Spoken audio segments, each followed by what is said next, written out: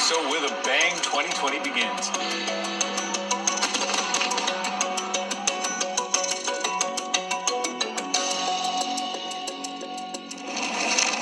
Even for a place that's well used to tough winters, this storm is hitting hard. This is probably the worst I've seen here. Pretty brutal. A state of emergency all over town, but still there's an upside to balance the down. Down the asphalt, boys.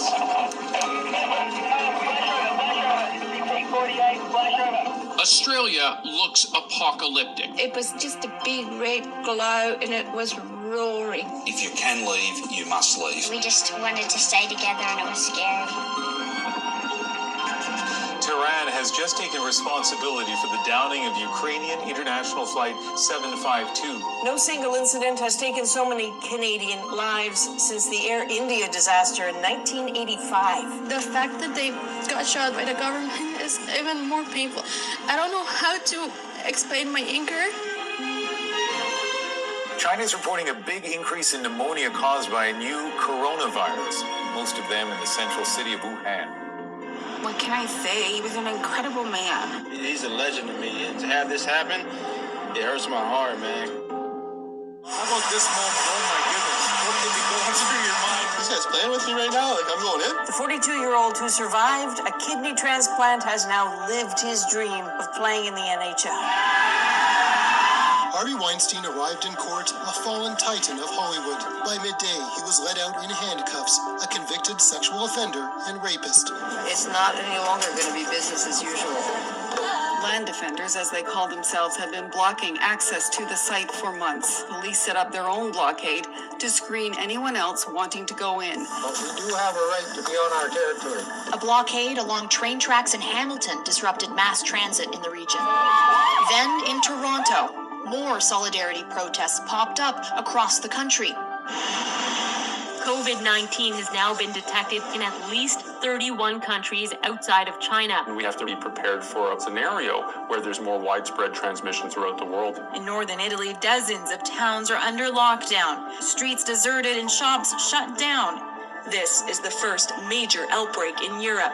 There are at least 65 new cases, including one Canadian reported on board the Diamond Princess cruise ship. We feel like we're sitting here, and people who are not even sick is going to be sick.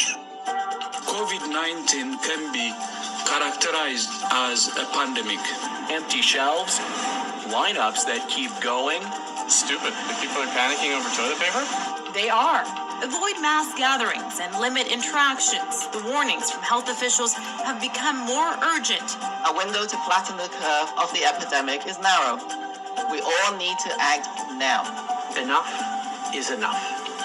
Go home and stay home. COVID-19's impact on Canada is getting wider. And so 5 provinces are under states of emergency tonight: Ontario, Alberta, and BC, PEI, and Quebec.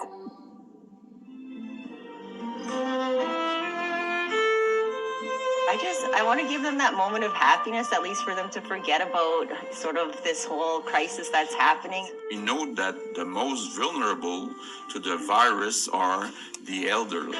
The Quebec government says nearly half of the deaths from COVID-19 have been in long-term care homes. One described being in a room with 20 infected residents with instructions to simply try and keep the patients alive. Outside so many care homes now, signs of remembrance, of gratitude, and of warning. Why don't they bring the army or do something? Today, the Prime Minister said help is coming from 125 members of the armed forces who have medical training. Reinforcements have arrived in Ontario to help in the battle against COVID-19 in long-term care homes. It is cautiously tempting to see clearer skies as healthy skies. Hard to resist hoping for a silver lining in the busy oceans turned silent, for example.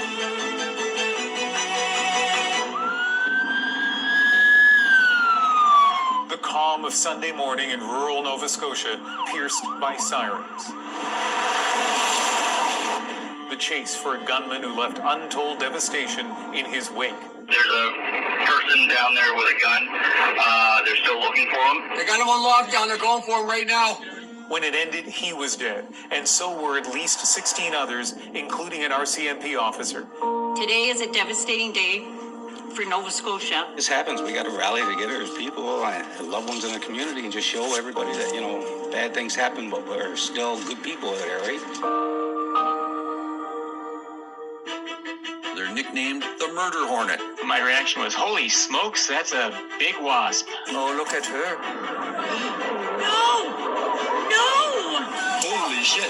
The pilot, Captain Richard McDougall, landed on this rooftop and is expected to survive. Captain Jen Casey also managed to eject from the plane, but she was killed.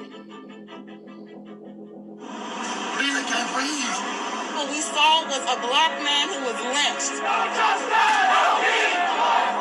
George Floyd's name has ignited a country. Why we gotta go through this? Why we gotta have all this pain, man?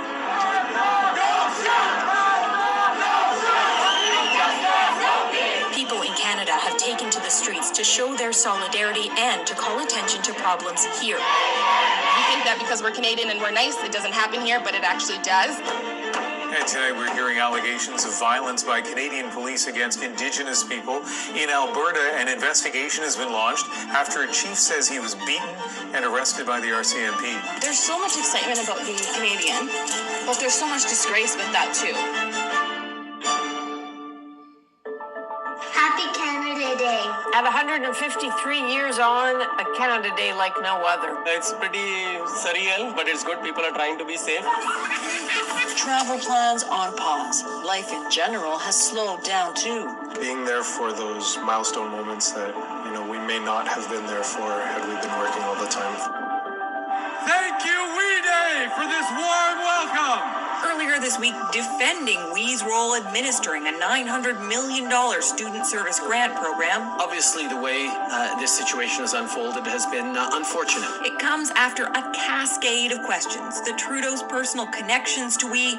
It is time for the Prime Minister to come clean. Canadians do have more than politics and the pandemic on their minds tonight. NHL hockey has finally returned, something to celebrate in a year with so few reasons to cheer. And he scores! Joy and relief that finally some semblance of life has returned. And we are underway at the Trump, and the NBA is back. A stunning contrast of calm and elegance, and then overwhelming chaos. A massive mushroom-like cloud and a shockwave causing a powerful blast. It felt like an out-of-body experience because you almost felt death. Officials are blaming the blast on highly explosive material stored in the port. Video on Sunday captured a police officer shooting him multiple times in the back as his sons, ages 3, 5, and 8, sat inside the van. If George Floyd wasn't clear enough, today we stand before you with another one. If we do this unified as a league, it looks different. We are being told now here that the Bucks have boycotted this game. An unprecedented moment in professional sports. We're calling for justice for Jacob Blake. We're the ones getting killed. We're the ones getting shot. All you do is keep hearing about fear. And it's now spreading beyond basketball. A number of Major League Baseball games also boycotted. In the season, which began with George Floyd's murder and ended with the police shooting of Jacob Blake, Black Americans are saying enough is enough. While his influence extended far beyond Hollywood, it resonated particularly with Black actors. Boseman spoke about the inequality in the industry. We all know what it's like to be told that there is not a place for you to be featured. The powerful voice silenced too soon. Across California, 24 wildfires have residents on edge and on the move. Everything as far as you could see was burned. It wasn't just like a little fire. It actually looked like Armageddon. The worst wildfire season in California's history. Prepare for evacuation. One fire was caused by a pyrotechnics machine at a gender reveal party. Thank you. Catherine O'Hara. Eugene Levy. Oh my goodness, this tent's on fire. Schitt's Creek. Schitt's Creek, the little Canadian show that could won every comedy award at last night's Emmys. Oh my goodness. I'm hoping I just have fun, even with the fact that we're dealing with the global pandemic. Schools have a very different look and feel, from hand sanitizer to limits on the number of kids allowed in the bathroom at once. It's better for the safety of elderly people, and I think that's really irresponsible for people who are wearing masks. I'm nervous about catching the virus and spreading it to my siblings. The fight for women's equality in the United States wasn't just Ruth Bader Ginsburg's life's work. She lived the struggle. She saw injustice in the world. She fought it. Also known as the notorious RBG. I think a lot of us need hope, and she gave us a lot of it. If you don't think something is right, it's okay to dissent it. The many tributes to Canada's 17th Prime Minister made clear he may have spent a mere 79 days in office, but the longtime MP left his mark on political discourse. I think I'm doing very well. It was an extraordinary image.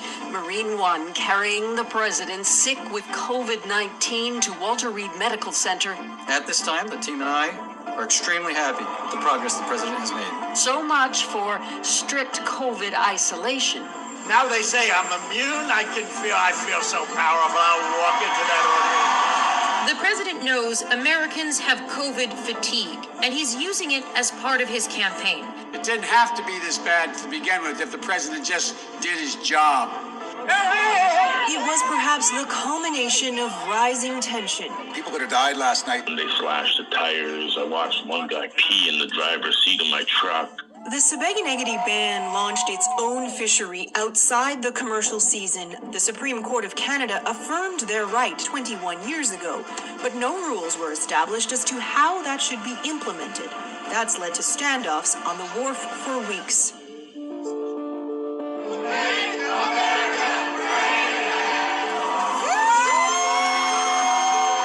The people of this nation have spoken.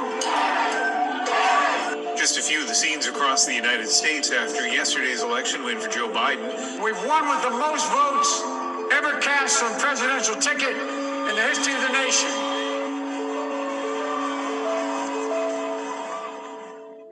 A Canadian who educated and entertained millions with his polished and unexpected sense of humor.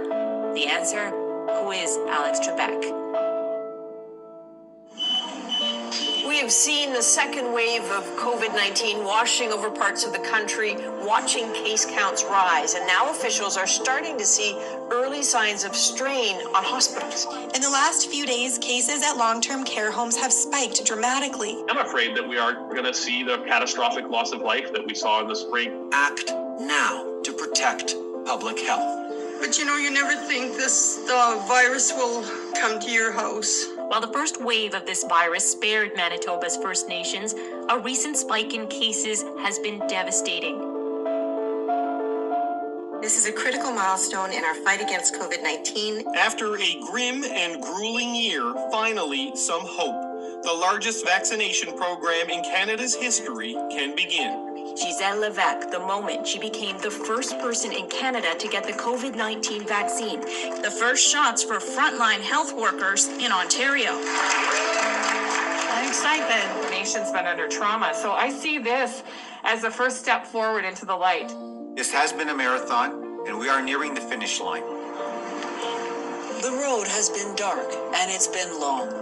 And while it's not over, not yet, there is this, the magic of light and the hope that lies in it. Oh, it's so magical. I can't control my emotions today. Look at all the love that's being dropped off at the hospital. There's another side, right? The other side is coming. We just have to keep trucking along. And as long as we do it together, we're going to get through it. Just because you're down doesn't mean you can't go up.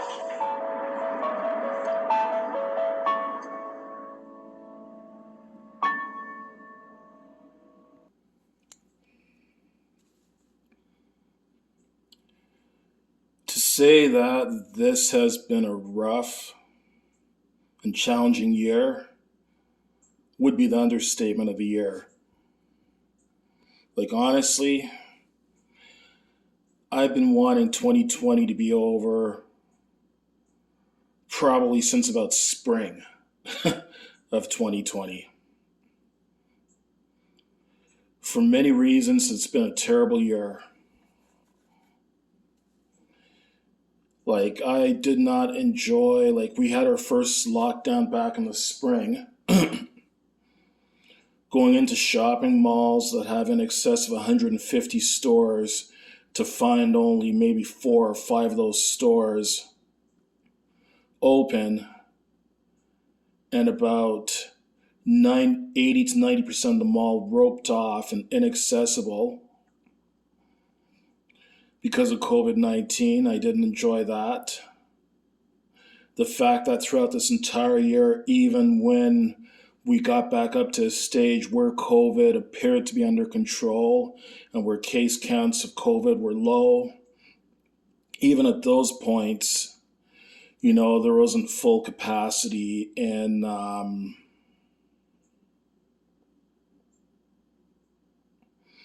you didn't have full, like the stores were not back up to full capacity in terms of the number of people they could let in and stuff. And even food courts and restaurants were not up to full capacity. So you had to sit 2 meters apart, and therefore less people were able to fit into that food court and restaurant. And I mean, numerous businesses have closed down this year. Unfortunately, numerous businesses are probably going to close down in 2021 as well, too. So, yeah, I'm not going to miss 2020. And for the first time in many years, I'm going to be spending New Year's Eve at home by myself because of COVID-19. Because we're in our second lockdown now. And as a result, nightclubs, restaurants, bars, taverns, all those kind of places, they're shut down for entertainment purposes, and the only purpose that those type of establishments are allowed to open for is to serve food and drink for takeout, delivery, or drive-through. So yeah, it's going to be a quiet New Year's Eve for me, the first quiet New Year's Eve that I've had in many years, because normally I'm out partying with my friends at some kind of club, you know, having a good time and all that. But you know what? As terrible a year as this has been, I'm hopeful for 2021 for a couple of reasons. You know, as horrible a year as it's been, there's been a few good developments out of this year. While 2020 was the year of COVID-19, 2020 was also the year that they've discovered some vaccines. And so far, 2 of those COVID-19 vaccines have been approved by Health Canada. One by Pfizer-BioNTech and one by Moderna. So both those vaccines have been approved for use in Canada. And I understand AstraZeneca has a vaccine that's, I think it sounds like it's about to be approved in the UK. And its approval for that vaccine by Health Canada is probably not far behind. I think Johnson & Johnson has a vaccine as well too. So that is good. Some good news that we have at least 2 vaccines that have been approved so far. And Health Canada has said that they hope to have all Canadians who wish to be vaccinated by September 2021. Now, there is a pecking order for who can get vaccinated. The top priority people right now, the only people that can get vaccinated right now in Canada are frontline healthcare workers, as well as people who reside in long-term care homes. So it is going to be a while before the general population, like myself, will be able to get vaccinated against COVID-19. But I can tell you right now that the second that I am able to get vaccinated against COVID-19, I will be going out and getting vaccinated against COVID-19. I will never understand the mentality of these anti-vaxxers that think that the government and the medical professionals are deliberately pumping poison into your body to harm you or possibly kill you. Like, as far as I'm concerned, anti-vaxxers are a bunch of idiots. And along the same line as anti-vaxxers, anti-maskers. If it was up to me, number one, it would be a criminal offense not to wear a mask in a public indoor area within Canada. I would make it that the only acceptable reason for not wearing a mask is if you have a medical reason that's been determined by a medical professional that you should not wear a mask for health reasons, such as you have breathing difficulties, you're unable to remove that mask, or there's some other medical reason that makes it unsafe for you to wear a mask. And with that being said, I would make it that you would have to show medical proof of that inability to wear a mask. You'd have to show a medical note proving that inability to wear a mask. And in terms of vaccinations, I would make it that all Canadians would have to get vaccinated against COVID-19 once it becomes readily available, and make it that the only acceptable reason not to get vaccinated against COVID-19, again, is if there's medical grounds for you not getting vaccinated. If medical professionals have determined or believe that that vaccine could be unhealthy or dangerous for you to receive, then to me, that's the only acceptable reason for not getting vaccinated. I would make it that workplaces have the right to refuse to employ people that don't get vaccinated without a sufficient medical reason. I would make it that schools can refuse attendance to students that don't get vaccinated, again, without sufficient medical reasons. To me, things like religion and being an anti-vaxxer, to me, those are garbage reasons, and those are not sufficient reasons to refuse vaccination. But anyways,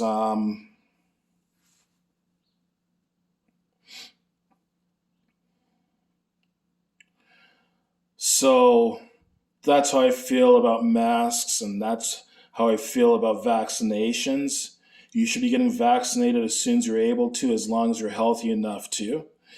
And you should be wearing a mask as long as you're healthy enough to wear a mask.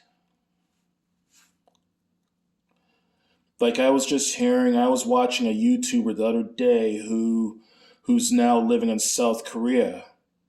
And she was saying over there that you don't hear about people being anti-maskers over there. You're just basically told to wear your mask, and you wear your mask no matter what. Like, I'm assuming, of course, that there would be medical exemptions for people who are unable to wear a mask for medical reasons. But other than that, unless you have a medical reason, then you just shut up and wear your mask and quit crying about it being a violation of your civil rights and how the government's trying to control you, blah, blah, blah. That's just a bunch of nonsense. Anyways, back to the reasons. So, 2 vaccines have been so far approved by Health Canada to vaccinate people against COVID-19, and I believe that more vaccines will be approved by Health Canada for vaccinating people against COVID-19. So I'm optimistic for that maybe by this time in 2021, that things might be starting to get back to normal, and that COVID-19 hopefully will be under control by now. And I'm hoping that since I'm an avid traveler, that in 2022 I can get back to traveling and flying across Canada. And not only that, but I've got my passport, I want to take it international, and I want to visit many countries throughout the world. like Australia, New Zealand, Singapore, South Korea, Japan, France. I want to go back to the UK again. I've been there before. I want to go back again. The UK, Germany, Iceland, Sweden, Finland, Norway, Denmark, Spain. There's many countries throughout the world that I wish to visit. And I can't wait to go and visit those countries. And I can't wait to be able to travel across Canada again without travel restrictions and without having to quarantine. So I'm keeping an optimistic head and looking ahead to 2021 optimistically, with the hopes that through mass vaccination that we'll be able to bring COVID-19 under control, maybe even possibly get rid of COVID-19 the same way that we were able to get rid of things or dramatically reduce things such as polio and tuberculosis. Another reason why I'm optimistic about 2021, I'm happy that the U.S. finally has a president in the White House who's going to be sworn in on January 20th, 2021. A Democrat president by the name of Joe Biden, along with a Democrat vice president by the name of Kamala Harris. Yeah, I'm glad to see that they're finally going to put a president and a vice president in the White House. Like, as far as I'm concerned, Donald Trump is not a president. Donald Trump just happened to be an occupant of the White House. I don't know how the Americans that chose to vote for Donald Trump could be so freaking stupid. Like, what the hell were you thinking, voting for someone like Donald Trump? Now, this is just directed at the Americans that chose to vote for Donald Trump. To the Americans that did not vote for Donald Trump, I sympathize with you. I feel your pain. I feel sorry for you.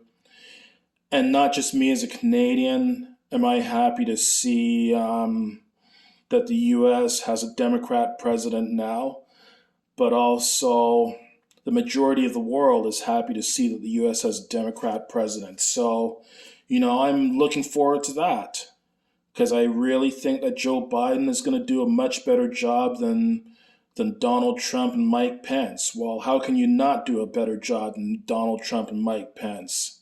Set of idiots. And all their supporters, all Republican supporters, are just fucking idiots as far as I'm concerned. You're fucking retards. You're what I call right-wing retards. So I'm optimistic for that it's a new day in the U.S. This video that you're watching, by the way, is footage from when I went to IKEA in Burlington. I went to this IKEA store in Burlington, Ontario, Canada on this November 7, 2020, which was the same day that Joe Biden and Kamala Harris were declared the winners of the U.S. general federal election. All I remember was going into IKEA, walking around, taking a look at it, filming it, and then having a nice breakfast / lunch at IKEA, and then coming back out into my car, or the car that I was renting, around 11:45 in the morning, to turn on the news and hear that Joe Biden and Kamala Harris have been declared the president and vice presidents, respectively, of the U.S. I was absolutely delighted. I called up my mom as soon as I heard that news, and we had a great conversation, and she's very happy as well too, and almost everyone I know is very happy to see that there is actually two sensible people back in the White House again. So I'm optimistic for that. Another thing I'm optimistic for as well too is that 2020 as horrible as the murders of George Floyd and Breonna Taylor by U.S. police officers was, I'm optimistic that there was so much protesting and so much disruption and so much anger over the murder of these two and other people in the U.S. that got everyone talking about race and got everyone thinking about race. I think it's really opened up people's eyes, and it's gotten the attention of the world, basically. So maybe, just maybe, there might be a little bit less bloodshed against Black Americans by American police.